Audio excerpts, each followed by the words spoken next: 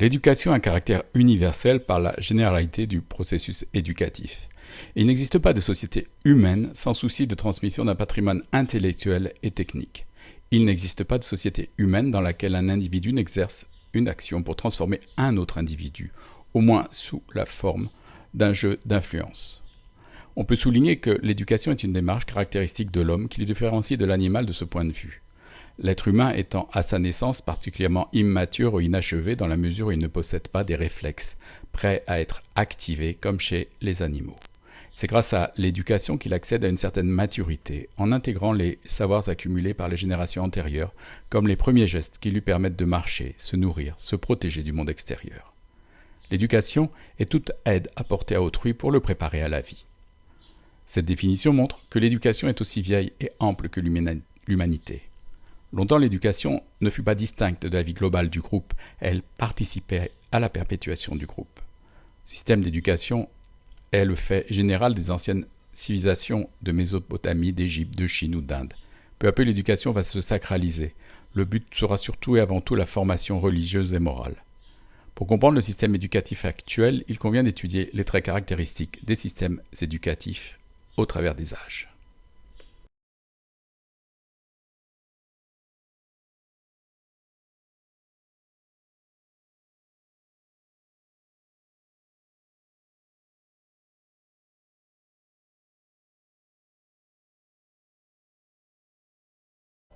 Traditionnellement, deux types de pédagogie se sont opposés dans l'école française. Nous avons une pédagogie ancienne, traditionnelle et rigide, qui est issue du Moyen-Âge, faisant référence à la scolastique, mémorisation mécanique de savoir limité et soumission à l'autorité des anciens, des maîtres et de la Bible, et une pédagogie épanouissante et moderne, issue des penseurs humanistes de la Renaissance, des philosophes des Lumières et des pédagogues modernes, qui fait référence à la maïotique socratique, qui est l'art d'accoucher des esprits. Elle repose sur le respect de l'interlocuteur et un questionnement, ayant pour but d'éveiller l'intellect et l'épanouissement de l'individu, de l'élève.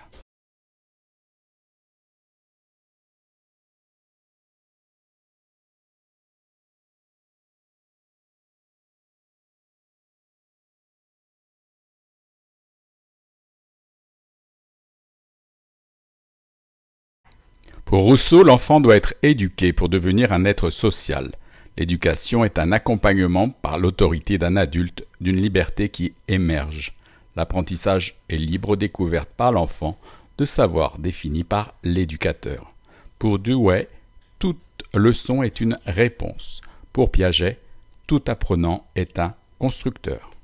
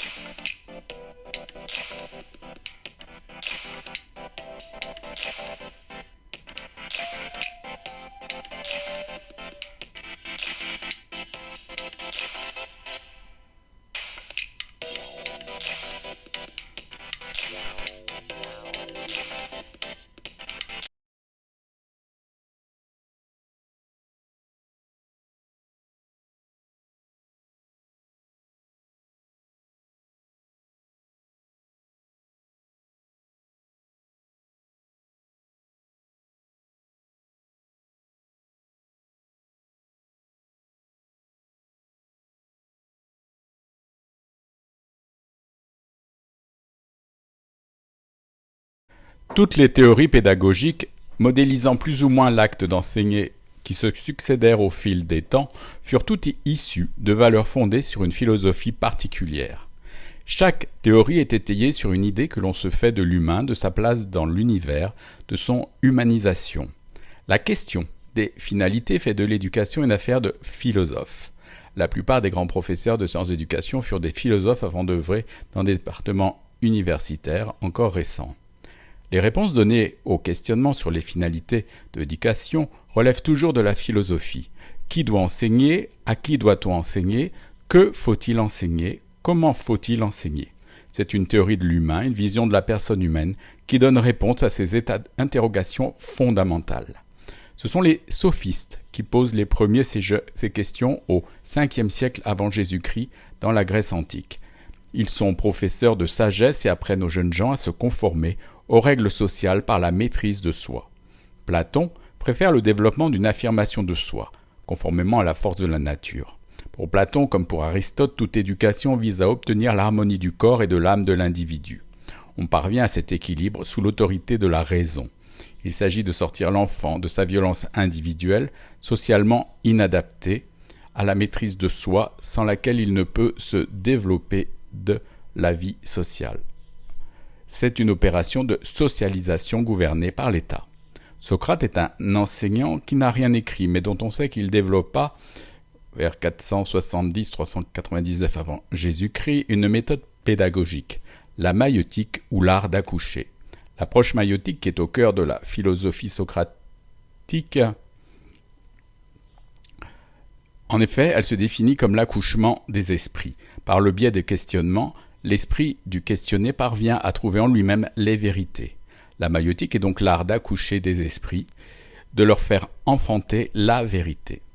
Socrate, en philosophe, affirme que chacun porte en lui le savoir sans en avoir conscience.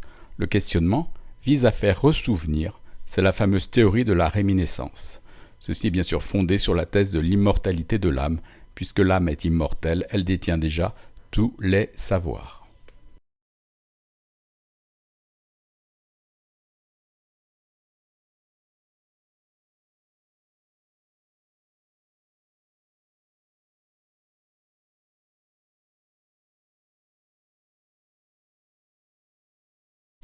Socrate expliquait « Je suis fils d'une accoucheuse, j'exerce le même art. Mon art de maïeutique a même attribution générale que le leur. » La maïeutique est aujourd'hui devenue une technique d'enseignement, suscitant chez l'apprenant la mobilisation de savoirs précédemment enseignés, de représentation personnelle et de réflexion dans une forme dialoguée. On l'appelle le cours dialogué, très en vogue dans les établissements scolaires de formation initiale. Le professeur fait ainsi naître dans l'esprit des élèves des réponses par des interrogations habiles. Les anciens discutent aussi du type d'homme que l'on veut former, des méthodes d'apprentissage. Comment peut-on faire ce qu'on ne sait pas faire précisément pour apprendre à le faire, se demande-t-il. Au Moyen-Âge, ce genre de questions ne se pose plus. L'époque est influencée par un christianisme qui dicte qu'apprendre, c'est finalement retrouver Dieu en nous. L'éducation médiévale s'avère une pratique sans théorie. Il sera développé l'enseignement magistral et verbal, où apprendre sera avant tout retenir après avoir appris par cœur. Cette pédagogie est relativement aride et rigide. Elle fait référence à la scolastique qui prône un apprentissage fondé sur la mémorisation mécanique de savoirs limités et la soumission à l'autorité des anciens, des maîtres et de la Bible. Au XVIe siècle, la représentation de l'univers fut bouleversée, c'est la Renaissance. On pense l'univers en termes d'infini. On redéfinit la place de l'homme et par conséquent son éducation. Même s'il reste imprégné de religion, le savoir transmis est repris en grande partie aux sources de l'Antiquité. C'est le même mouvement que dans les arts, l'architecture ou la peinture. À noter, le savoir fonde sa vérité dans l'expérience, la preuve ou la démonstration, non plus sur l'argument d'autorité.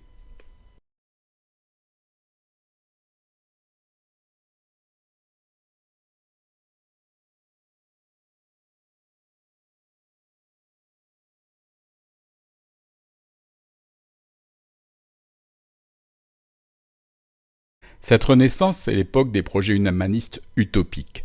Afin de réduire les contradictions auxquelles la pédagogie est confrontée, les imaginaires de Comenius, Rousseau ou du socialiste Illich ont contribué à proposer d'autres modèles éducatifs qualifiables d'utopiques. Illich parle en effet d'une société sans école même. Le dernier avatar est celui de Neil, avec une école de Summerhill où il est mis en œuvre une pédagogie fondée sur le self-government, exempte de tout interdit. Une réponse opératoire en termes pédagogiques de la théorie psychanalytique de Freud qui concluait à l'impossibilité de l'éducation. Pour Erasme, on peut résumer sa pensée dans la formule paraphrasant Simone de Beauvoir « On ne naît pas homme, on le devient ». L'éducabilité définit complètement l'essence de l'espèce humaine. Il s'associe à Montaigne pour dénoncer la violence et la brutalité comme principe éducatif à l'égard des enfants. Il prône le recours aux précepteurs. Le développement du corps leur paraît aussi important que celui de l'esprit et de l'âme.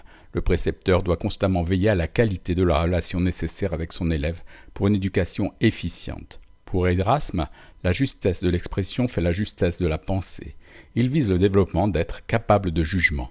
Il défend un enseignement basé sur la rhétorique et dénonce avec Montaigne la scolastique médiévale fondée sur la terreur et l'exigence de civilité. Comenius fut à la fois un directeur d'école et un philosophe de l'éducation. L'école est son atelier d'humanité dont le projet est de faire l'union et le bonheur de tous. Son école fut un terrain d'études, son laboratoire de recherche théorique. Sa pensée sur la finalité de l'éducation est liée à la matière physique et au religieux, marquée par un fort optimisme. Un optimisme que l'on retrouve dans sa méthode systématique et universelle, exerçant les sens, puis la mémoire, ensuite l'intellect et enfin le jugement. Il fait une large place à l'autonomie de l'élève, préconise l'aide mutuelle entre élèves, développe une formation des maîtres axée sur la connaissance du développement cognitif de l'enfant et la juste correspondance entre son mode d'appréhension du monde et l'ordre des connaissances que l'on se propose d'enseigner. Précurseur, il souhaitait une école ouverte à tous, garçons, filles, pauvres, riches, esprits doués ou faibles, car cela est nécessaire à l'humanisation de tous.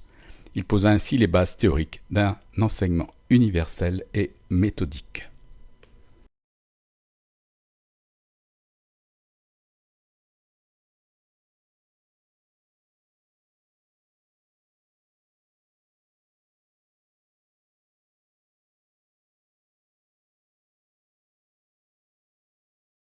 Au XVIIe siècle, il apparaît un véritable souci de formation des maîtres avec les jésuites et Jean-Baptiste de La Salle.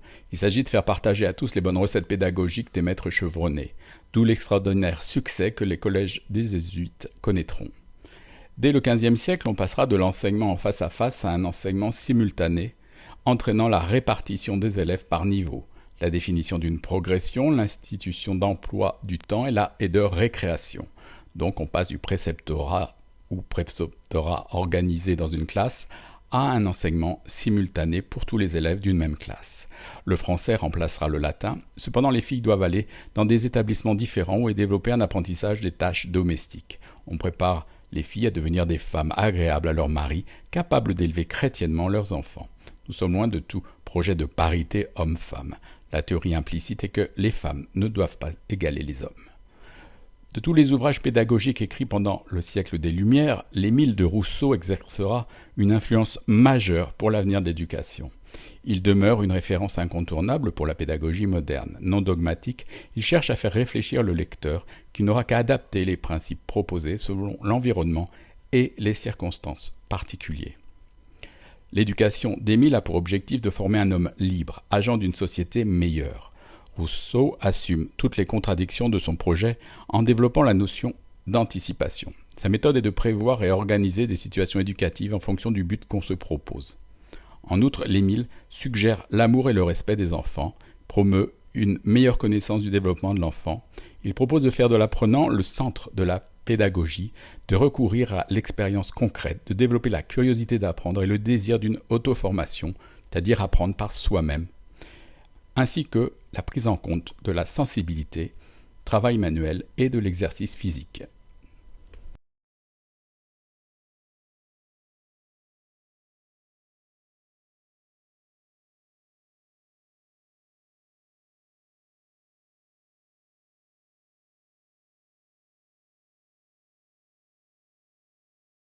Les pédagogues suivants expérimentèrent la grande idée de l'Émile.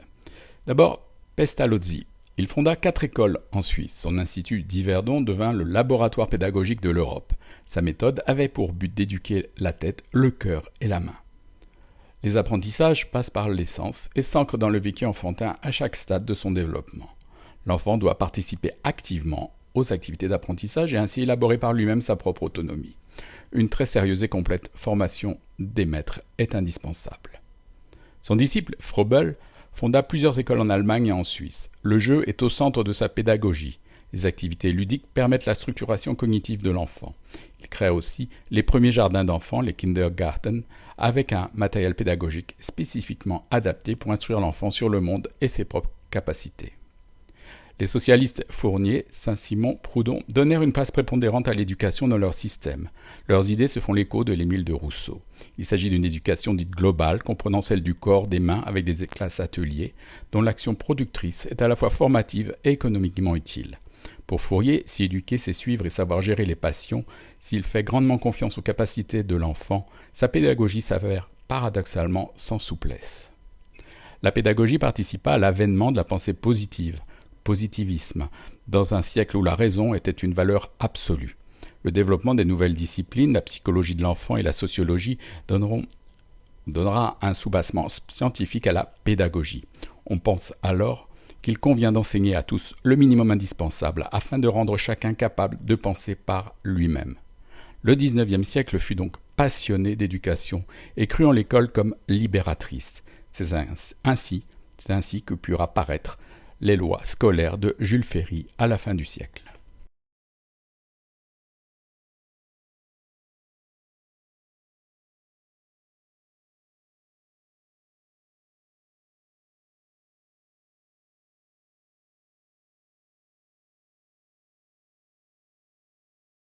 L'aspect institutionnel et pédagogique évolua beaucoup entre 1800 et 1880. Œuvre de charité ou école confessionnelle, l'instruction devint progressivement une mission de l'État, un service public offert et réglementé par l'État. Plusieurs lois scolaires jalonnèrent la fin du siècle. L'école primaire tient une place majeure. Il faut alphabétiser tous les petits Français. On assiste aussi au développement de l'enseignement supérieur. La scolarisation des filles rattrape peu à peu celle des garçons. L'école maternelle est intégrée au nouvel édifice scolaire avec une pédagogie spécifique. À partir de 1880, tous les textes officiels préconisent une pédagogie nouvelle, à l'encontre d'un enseignement fondé sur la mémoire et les exercices réglés. On dénonce un apprentissage mécanique dont on dénonce le caractère stérile. On souhaite développer l'observation et la réflexion. On vise une culture générale plutôt que des connaissances spéciales. La dissertation et l'explication de textes apparaissent. L'enseignement des langues anciennes subsiste. La réforme de 1902 structure l'enseignement secondaire pour près de 70 ans. Le début du XXe siècle est marqué par un nouvel et fort intérêt de la psychologie pour le développement de l'enfant, une psychologie du développement qui influencera les objectifs et méthodes d'éducation. Celle-ci s'intéresse au développement de l'intelligence. On étudie l'enfant débile ou retardé pour mieux comprendre le fonctionnement des autres enfants lambda.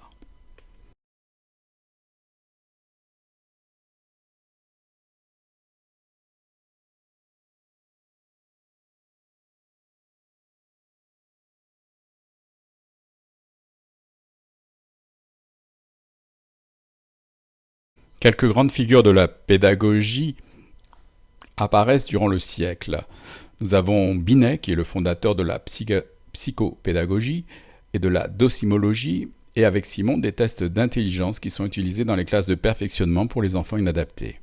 Claparède, médecin et biologiste suisse, est le créateur en 1912 de l'Institut Jean-Jacques Rousseau, un institut de sciences d'éducation tenant de l'éducation fonctionnelle, centré sur les intérêts de l'enfant à chaque étape de son développement. L'activité ludique y est importante. C'est également le siècle de Jean Piaget, biologiste et psychologue suisse, et Henri Wallon, docteur en médecine, philosophe, marxiste et psychologue de l'enfant. Ce dernier, avec le physicien Langevin, s'attachera à un projet de réforme de l'éducation en France à la Libération. La psychologie descriptive et génétique de Piaget participeront à ce projet. Ils observeront et décriront les stades de développement avec rigueur selon la méthode expérimentale. Pour Piaget, les méthodes pédagogiques peuvent favoriser le développement de l'enfant. Il convient qu'elles s'ajustent aux capacités d'assimilation propres à chaque stade d'élaboration des structures cognitives. Pour Wallon, le développement enfantin repose sur le biologique, maturation du système nerveux, et le social, c'est-à-dire il est en lien avec l'environnement physique et humain. L'éducation doit offrir à l'enfant une stimulation à l'apprendre, associer l'affectif, le technique et l'intellectuel, et accepter ce qui appartient aux conflits et aux crises qui sont également formatrices. Vallon inclut dans sa réflexion pédagogique une dimension philosophique et politique. Enfin, John Dewey fut le fondateur et le directeur de l'école laboratoire de l'Université de Chicago. Il eut une influence capitale sur le mouvement de l'éducation nouvelle. Il lie sa théorie éducative à la démocratisation des sociétés. L'école doit être un modèle de vie associative, elle doit former des citoyens responsables et éclairés. La pédagogie employée doit être fondée sur l'intérêt de l'élève, son activité lui permettant une continuelle reconstruction de l'expérience au milieu d'une vie communautaire. C'est une pédagogie fondée sur les expérimentations avec son fameux « learning by doing ».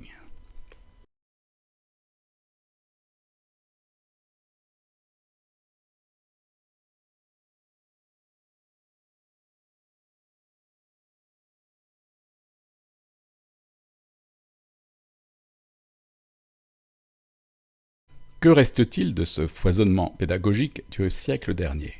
L'école nouvelle fut finalement davantage pourvoyeuse de méthodes pédagogiques, de techniques pour faire la classe complètement séparée de la philosophie les sous-tendant. Les techniques actives furent récupérées et introduites par les autorités scolaires dans divers pays, mais assez vite abandonnées. Les pays ne changèrent pas, en effet, l'esprit présidant à l'organisation et à la programmation scolaire. En France, les classes nouvelles et les activités d'éveil n'ont pas fait long feu à l'école primaire. Il reste donc des techniques et un idéal de ces mouvements de l'école nouvelle dont la philosophie est toujours actuelle. Mais, clairement, il a manqué quelque chose à l'école nouvelle pour pouvoir s'imposer. De nos jours demeure le groupe français d'éducation nouvelle, le GFEN, créé en 1922, qui est le plus ancien mouvement d'éducation nouvelle. Il a réuni Piron, Vallon, Langevin et de nombreux chercheurs et universitaires. Le GFEN lutte pour une école démocratique, offrant à chacun les moyens d'exercer sa citoyenneté avec le postulat revendicatif « tous capables, tous chercheurs ». Le GFEN développa une méthode pédagogique amenant les enfants à redécouvrir des notions élémentaires selon une démarche très piagétienne d'auto-socio-construction du savoir. L'ISEM est le plus connu des mouvements liés à l'éducation nouvelle. L'Institut coopératif d'école moderne fut créé dans les années 1930 pour fédérer et faciliter les initiatives des maîtres d'école intéressés par les méthodes Freinet. Il diffuse les outils et les techniques permettant l'émancipation des enfants du peuple. Les principaux vecteurs sont une pédagogie de l'expression et de la communication par l'imprimerie à l'école ou la correspondance scolaire et de nos jours les messageries électroniques numériques. Il s'agit d'aider les enfants à accéder aux technologies nouvelles et de les utiliser. L'ISEM publie des documents qui sont des sources essentielles de documentation avec des fichiers autocorrectifs et sa bibliothèque de travail.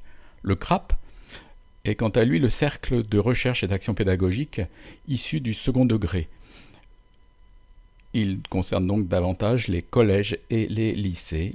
Ce mouvement édite des cahiers pédagogiques. Leur recherche s'élabore actuellement autour des notions de travail en équipe, d'évaluation, de diversité des enfants dans les dimensions sociales, intellectuelles et affectives. Les CRAP sont associés aux formations continues des enseignants du secondaire.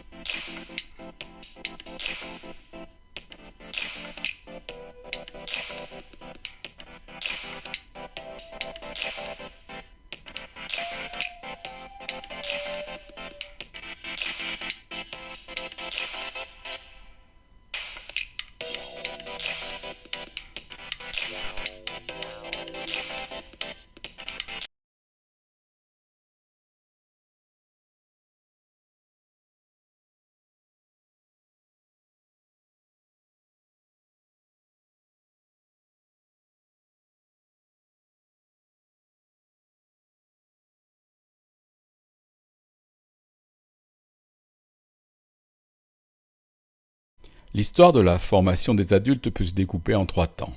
Un premier temps, T1, 19e-20e siècle. C'est le temps de la promotion sociale par le savoir. Dans son rapport intitulé L'organisation générale de l'instruction publique, en 1792, Condorcet plaidait pour une éducation populaire qui garantirait l'égalité des citoyens et devrait se dérouler à tous les âges de la vie. En 1794, le Conservatoire national des arts et métiers, le CNAM, est fondé par l'abbé Grégoire et est destiné, avec l'école polytechnique, à former des ingénieurs pour perfectionner l'industrie nationale. L'idée d'éducation populaire et de promotion sociale par l'éducation fait son chemin et s'organise au cours du XXe siècle en prenant son essor grâce à différents mouvements.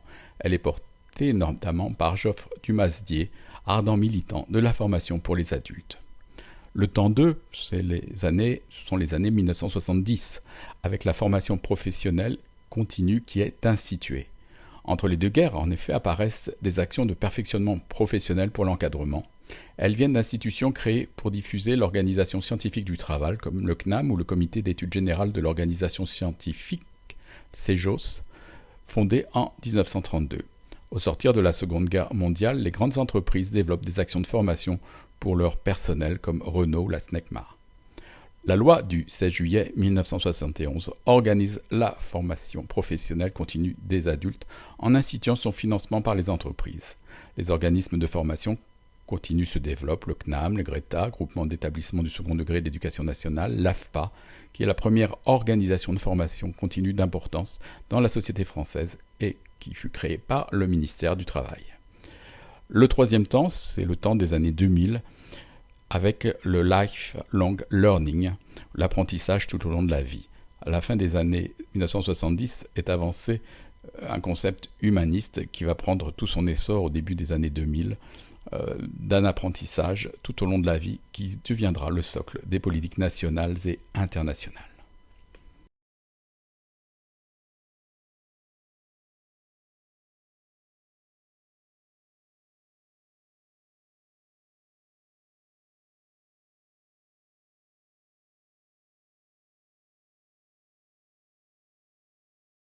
Dans les années 2000, l'UNESCO considère que le stock des connaissances se renouvelle désormais tous les 7 ou 8 ans, bien plus vite que le renouvellement des générations, d'où la nécessité de préparer les populations à se former en permanence.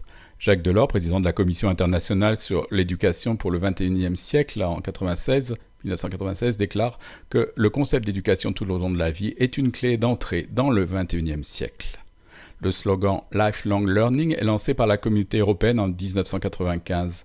Il exprime l'ambition de favoriser l'employabilité des salariés au cours de leur carrière professionnelle et l'adaptation des citoyens à la société de l'information. Ainsi se profile la vision d'une société éducative qui dépasse la distanciation traditionnelle entre éducation première et éducation permanente, où tout peut être occasion d'apprendre et de s'épanouir. En 2000, le Conseil européen, réuni à Lisbonne, décide de promouvoir dans l'Union européenne l'économie de la connaissance la plus compétitive et la plus dynamique du monde, capable d'une croissance économique durable accompagnée d'une amélioration quantitative et qualitative de l'emploi et d'une plus grande cohésion sociale. Cette stratégie a échoué et a été recentrée dès 2005 sur l'emploi. En 2010, un nouveau projet vise une croissance intelligente, durable et inclusive. Le concept d'inclusion fait récemment son apparition dans le champ des sciences d'éducation. L'école inclusive vise l'adaptation aux apprenants, quelles que soient leurs particularités. C'est une structure qui n'exclut personne et qui met en place des dispositifs adaptés pour tous, selon les besoins de chacun. C'est un lieu d'échange qui permet la prise en compte des différences de chacun. C'est une école qui tient compte des difficultés d'apprentissage de chacun, qui adapte son enseignement à chacun, une école ouverte à la différence. L'école inclusive est une approche nouvelle de l'enseignement, une nouvelle philosophie de l'éducation.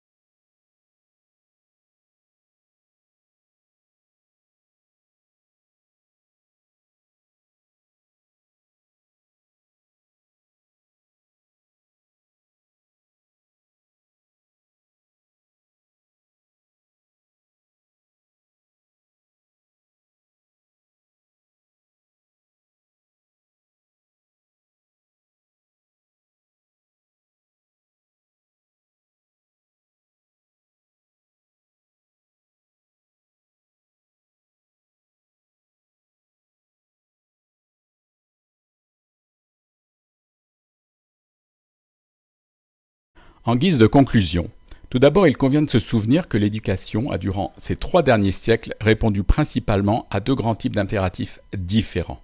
Soit des impératifs prioritaires d'ordre socio-économique, et dans ce cas, ce qui est visé est très souvent le maintien et le renforcement des structures sociales et économiques. On parle alors d'approche socio-centrée.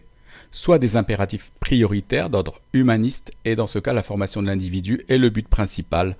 Il s'agit d'une approche anthropocentrée. Entre ces 2 impératifs, approche socio-centrée ou approche anthropocentrée, ces 2 points de vue opposés, la place de l'individu apprenant n'est pas la même. Dans l'enseignement actuel, cette opposition perdure malgré une présentation souvent humaniste de l'enseignement. Nombre d'auteurs dénoncent ces impératifs socio-économiques toujours présents dans le système scolaire et parfois repérables dans les différentes démarches pédagogiques. On voit le cheminement de la pensée éducative depuis la tribu, principal lieu d'éducation et de transmission dans le modèle antique, à l'État instructeur avec la Révolution française, à la nation enseignante, à la société éducatrice de façon spécifique et massive. On observe que l'éducation est sortie du cercle privé et individualisé pour le cercle public et collectif. Parallèlement, l'individu s'est forgé une identité, une individualité passant du membre d'un groupe à un citoyen, qui est aussi un sujet individuel et pensant tel que défini par les humanistes. Dernière remarque, un retour vers l'individuel s'opère de nos jours avec le recours à des parcours individualisés de formation, des différenciations pédagogiques ou personnalisation des apprentissages. Ensuite, comme le précise Astolfi, le vocabulaire relatif à la pédagogie s'est peu à peu modifié durant le XXe siècle. Les 10 mots suivants, transmission, instruction, maître, élève, programme, leçon, notion, mémoire, connaissance, contrôle, ont été respectivement remplacés par construction, formation, médiateur, apprenant, curriculum, dispositif, concept, cognition, compétences, évaluation. D'abord portés par les innovateurs, issus des méthodes actives et revendiqués par des mouvements dits pédagogiques, ces termes ont été assimilés et intégrés peu à peu au discours officiel de l'éducation nationale. De marginal, ce vocabulaire est devenu aujourd'hui dominant.